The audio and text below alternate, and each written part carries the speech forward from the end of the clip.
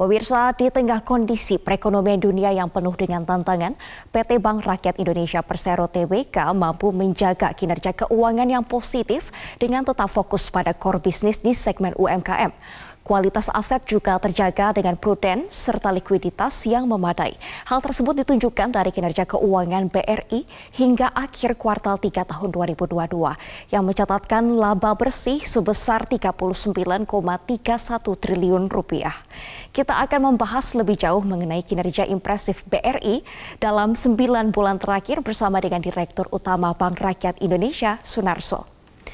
Pak Sunarso, bagaimana kinerja BRI hingga akhir kuartal 3 tahun 2022 dan bagaimana proyeksi hingga akhir tahun ini, Pak? Baik, terima kasih, Mercy. Mungkin bisa saya sampaikan bahwa alhamdulillah berkat support dan kepercayaan nasabah BRI, terutama nasabah UMKM ya, yang memang menjadi core kami, itu selama 9 bulan, Januari sampai September 2022, BRI membukukan laba 39,31 triliun rupiah, yang artinya tumbuh 106,14% secara tahunan.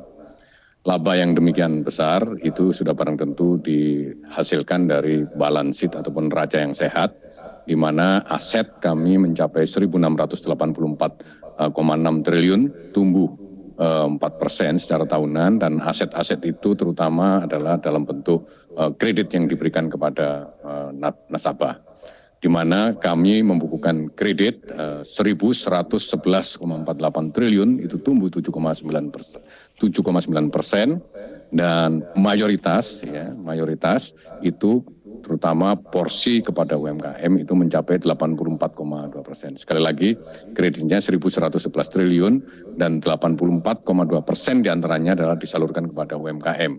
Dan kredit-kredit kepada UMKM ini memang menunjukkan pertumbuhan yang impresif, terutama di kredit kepada mikro itu tumbuh 14,1%, mencapai 529 triliun rupiah, dan kredit konsumer tumbuh 7,6%, mencapai 161,9 triliun rupiah, dan kredit kepada UKM ya, yang di atas mikro itu tumbuh 2,9%, mencapai 244,7 triliun rupiah. Bahkan kredit korporasi hanya tumbuh 1,2% saja, karena memang kredit korporasi ini pertumbuhannya sengaja kita buat tidak terlalu agresif ya, tetap tumbuh, tetapi memang kita lebih memfokuskan pertumbuhan kredit kepada segmen UMKM. Kredit-kredit tersebut kita kelola dengan baik, dengan risk management yang memadai, sehingga kita membukukan NPL ya, non-performing loan, terkelola dengan baik di level 3,14%. Untuk bank yang fokus kepada UMKM, bahwa NPL sekitar 3,% saya kira ini adalah menunjukkan bahwa kita mengelola portofolio kredit dengan sangat hati-hati. Dan kemudian demikian juga dana pihak ketiga yang berhasil diimpun oleh BRI, dana masyarakat itu mencapai 1.139,8 triliun rupiah, tumbuh 0,4%, dan mayoritas diantaranya itu adalah KASA, current account saving account ataupun dana murah, yang porsinya mencapai 65,4% dan tumbuh 10,2%. Dan ini adalah porsi KASA tertinggi sepanjang sejarah BRI ya gitu. Dan dari situlah kemudian kita memiliki cost of fund yang baik 1,73%, kemudian rasio kecukupan dana ataupun LDR, loan to deposit ratio 88%. Sekali lagi saya tegaskan, dari balance sheet yang dikelola dengan baik, maka selama 9 bulan BRI membukukan laba 39,31 triliun rupiah. Untuk itu perlu saya sampaikan guidance untuk full year ke depan, selama full year tahun 2022 kita bisa memberikan guidance bahwa kredit akan tumbuh sekitar 9,9 sampai 11%, dan kemudian demikian juga target net interest margin kita berikan guidance antara 7,7 sampai 7,9%. Kemudian cost of credit kami berikan guidance antara 2,7 sampai 2,9%. Kemudian overhead cost growth kita berusaha untuk lebih efisien, sehingga pertumbuhan overhead cost itu kita berikan guidance antara 6 sampai 8% saja.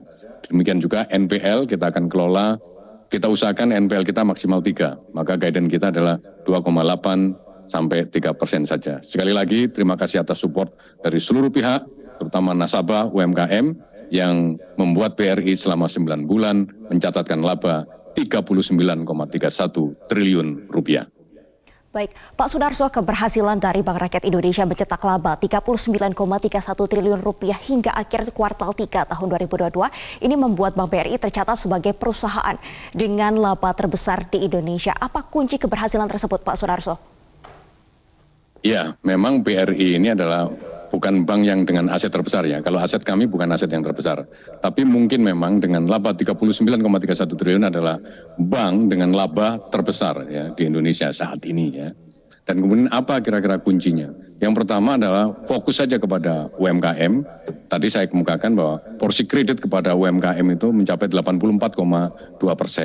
Kemudian yang kedua adalah bagaimana kita bisa memurahkan biaya dana, cost of fund. Tadi sudah saya sebutkan bahwa secara konsolidasi cost of fund BRI itu 1,94%. Bahkan kalau bank only BRI saja tanpa anak perusahaan itu cost of fund-nya lebih murah lagi, 1,73%.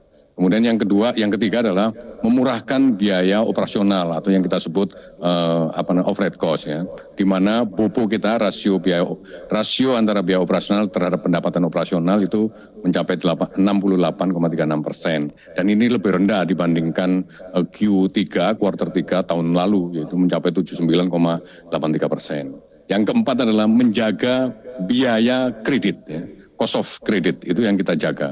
Melalui apa? Melalui restrukturisasi yang sudah barang tentu berlandaskan pada kebijakan-kebijakan relaksasi yang diberikan oleh Otoritas Jasa Keuangan, dan di mana kita cost of credit kita bisa kita tekan di level 3,02% dan menurun dibandingkan kuartal 3 tahun lalu sebesar 3,8%. Nah, kemudian khusus kepada memurahkan biaya kredit, ini sudah barang tentu karena kita masih menghadapi dampak daripada pandemi, maka kemudian kita selama pandemi itu merestrukturisasi kredit terutama kepada UMKM itu kepada lebih dari 3 juta nasabah UMKM kita restrukturisasi kreditnya. Bahkan amount-nya itu adalah sekitar 253 triliun kita restrukturisasi. Dan alhamdulillah sekarang outstanding-nya yang masih pakai flagging restrukturisasi itu tinggal 116 triliun saja, dan selebihnya adalah banyak yang sukses ya, kemudian mampu melakukan pembayaran lunas itu 91,58 triliun, dan kemudian ada juga yang lancar kembali karena dia bisa membayar sesuai ketentuan, dan ada yang memang tidak bisa diselamatkan tapi tidak lebih dari 10%. Totalnya itu adalah 12,75%, dan semua kita cadangkan dengan baik, maka kemudian rasio pencadangan kita terhadap NPL kita mencapai 273% ya. Saya kira ini semua terkelola dengan baik. Itu kira-kira kuncinya tadi, saya ulangi ada 4. Satu, fokus kepada UMKM. Yang kedua, memurahkan biaya dana. Yang ketiga, memurahkan biaya operasional. Dan yang ketiga, menekan biaya kredit, cost of credit melalui restrukturisasi yang alhamdulillah berjalan dengan baik. Demikian. Baik, berbagai upaya dilakukan oleh Bank Rakyat Indonesia untuk mencapai kinerja yang impresif di tahun 2022, Pak. Namun bagaimana dengan tahun 2023 yang dikatakan masih banyak tantangan ekonomi globalnya? Kita akan bahas usai jeda iklan berikut ini, Pak Sunarso dan pemirsa. Tetaplah bersama kami di Zona Bisnis Metro TV.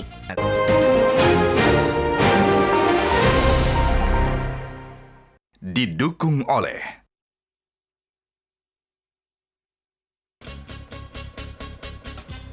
Pemirsa, kita akan melanjutkan perbincangan mengenai kinerja Bank BRI sampai triwulan ketiga tahun 2022 bersama dengan Presiden Direktur Bank Rakyat Indonesia, Sunarso.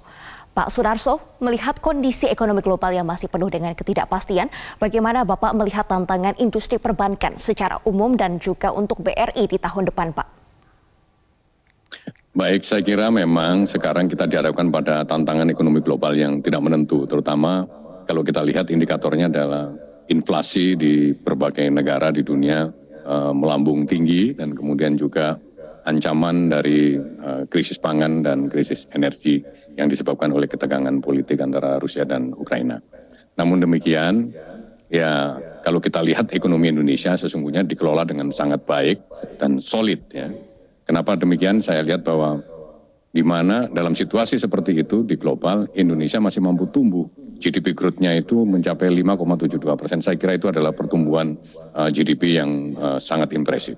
Di mana kemudian kembali lagi bahwa memang driver utama pertumbuhan ekonomi di Indonesia masih konsumsi rumah tangga, di mana kontribusinya mencapai 50,4% dan tumbuh 5,4%. Jadi artinya memang dalam situasi seperti ini memperkuat daya beli masyarakat itu menjadi penting untuk mendorong pertumbuhan.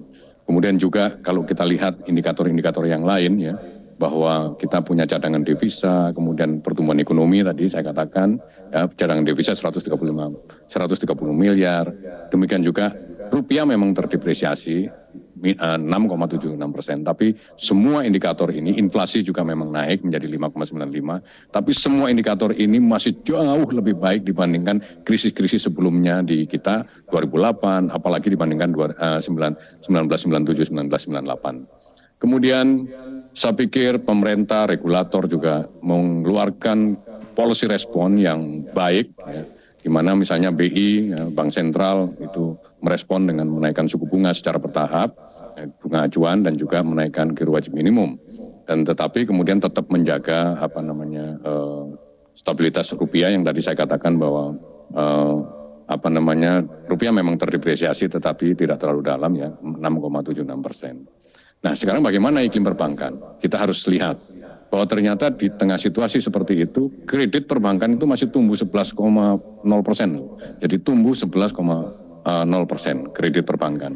Dana masyarakat masih tumbuh 6,8%. Kalau sudah ada tanda-tanda bahwa pertumbuhan kredit sudah melebihi pertumbuhan dana masyarakat, itu sebenarnya kita bisa menyimpulkan bahwa ekonomi mulai pulih.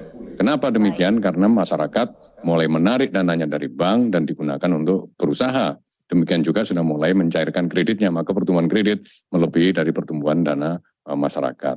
Namun demikian nanti ada alarmnya yang harus dijaga, di mana LDR perbankan ternyata 83%. Ini artinya sebenarnya likuiditas yang ada di pasar masih cukup untuk mendorong pertumbuhan kredit, menumbuhkan kredit. Karena LDR 83% menurut saya belum optimal ya. Yang optimal mungkin sekitar 90-92%. Sehingga ada ruang, ada room untuk menyalurkan likuiditas lagi dalam bentuk kredit untuk mendorong pertumbuhan bisnis. Kemudian kalau kita lihat di BRI sendiri punya indeks namanya BRI Micro and SME Index. Itu ada 3 yang diukur. Indeks aktivitas bisnis UMKM menunjukkan memang menurun tetapi masih optimis karena apa? Masih di atas 100. Artinya apa? Volume penjualan, produksi juga masih tetap baik meskipun mengalami penurunan. Itu di kuartal 3 ya. Dan kemudian ada indeks yang mengukur ekspektasi indeks bisnis UMKM 3 bulan mendatang. Jadi pelaku UMKM ditanya tentang bagaimana kira-kira 3 bulan mendatang di kuartal 4 ya.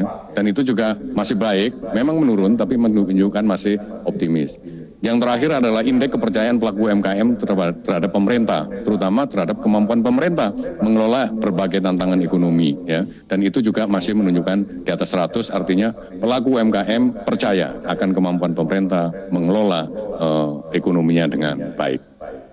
Saya kira itu yang paling penting. Jadi kemudian kaidahnya adalah bahwa menurut saya kredit sampai di kuartal 4 masih akan terus tumbuh. Demikian juga di tahun 2023 kita masih punya peluang untuk pertumbuhan. Tantangan kita memang mengelola inflasi, tetapi inflasi itu memang tetap harus diimbangi dengan pertumbuhan supaya tidak mengalami deflasi dan menjaga jangan sampai terjadi unemployment baru. Demikian. Baik, sebagai penutup Pak Sunarso, apa yang bisa disampaikan terkait dengan kinerja impresif Bank BRI yang sudah Bapak jelaskan sebelumnya, Pak? Baik, saya kira yang paling challenging bagi saya untuk menakodai BRI ke depan adalah karena kinerja kita sangat bagus ya. Jadi kemudian tantangannya adalah bagaimana menjaga sustainability daripada pertumbuhan yang baik ini. Maka kemudian syarat untuk bisa tumbuh secara sustainable menurut saya ada 4. Yang pertama adalah ada kejelasan sumber pertumbuhan baru. Dan itu kita sudah buktikan dengan membentuk holding ultramikro. Maka kita bisa tumbuh di area ultramikro. Artinya go smaller, kita tumbuh kepada area ultramikro. Kemudian yang kedua, kita harus memiliki kecukupan modal. Dan melalui pembentukan holding ultramikro kemarin kita right issue dan kita memiliki kecukupan modal yang sangat baik, di mana CAR kita mencapai 24%, padahal sebenarnya untuk mencapai minimum requirement untuk tetap sehat, comply dengan Basel III, sebenarnya hanya dibutuhkan 17,5%. 5%. Sehingga bisa disimpulkan bahwa modal kita cukup untuk tumbuh beberapa tahun ke depan, mungkin 3-4 tahun ke depan ya. Dan kemudian yang ketiga adalah kita harus memiliki kecukupan likuiditas. Ternyata LDR BRI baru 88,92%. Masih harus didorong lagi untuk memberikan kredit supaya LDR-nya mencapai level optimal di sekitar 90-92%. Itu syaratnya, harus ada likuiditas. Dan kemudian yang terakhir, maka quality dari pertumbuhan itu sendiri, quality of growth. Maka kemudian kita harus manage NPL, kita harus manage cost of credit, dan cost of credit kita sekarang sudah turun dari 3 ke level 2,88%. Saya kira ini akan bagus kalau kita turunkan kembali sehingga cost of credit kita menjadi sangat baik. Dan kemudian mungkin sebagai penutup bisa saya sampaikan di sini ya, bahwa kembali lagi kinerja BRI yang bagus itu patut kita banggakan karena apa? BRI adalah banknya rakyat ya. BRI adalah banknya rakyat.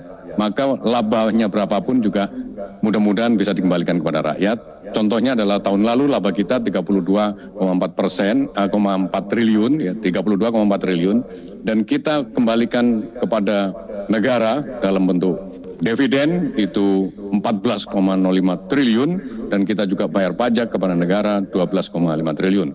Total kontribusi BRI kepada negara berdasarkan laba rugi tahun lalu itu 26,5 triliun. Dan nanti oleh pemerintah dikelola masukkan APBN dan kemudian kembali lagi menjadi berbagai program kembali ke masyarakat, kembali kepada rakyat. Sehingga menurut saya bank ini layak untuk didukung oleh masyarakat, layak didukung oleh rakyat karena memang apa yang dikerjakan oleh BRI adalah dari rakyat, kemudian kita berbisnis dengan rakyat, mulai bidang UMKM, dan kemudian kalau ada laba juga kita kembalikan kepada pemerintah, pemerintah mengembalikan kepada rakyat.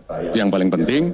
Namun kemudian bank ini adalah bank milik negara, ya, dan kemudian asetnya saja berdasarkan undang-undang masih diakui sebagai aset negara, meskipun utangnya bukan utang negara. Oleh karena itu tetap harus kita kelola secara hati-hati. Maka kemudian sebagai pedoman yang paling simpel bagi kita semua, rekan-rekan di BRI ini, bekerja di BRI itu memang kita harus nyari untung. Tetapi kita juga harus selamat. Maka sebagai closing saya katakan BRI adalah banknya rakyat. Kalau ada untung, ada laba juga dikembalikan kepada rakyat. Dan kemudian kita semua semangatnya adalah supaya tetap sustainable. Maka setiap hari, setiap saat kita bekerja harus didampingi oleh dua kawan kita yang utama, yaitu si untung dan si selamat. Demikian, terima kasih. Terima kasih Pak Sudarso, Direktur Utama Bank Rakyat Indonesia sudah bergabung bersama Zona Bisnis sore hari ini. Sukses dan sehat selalu.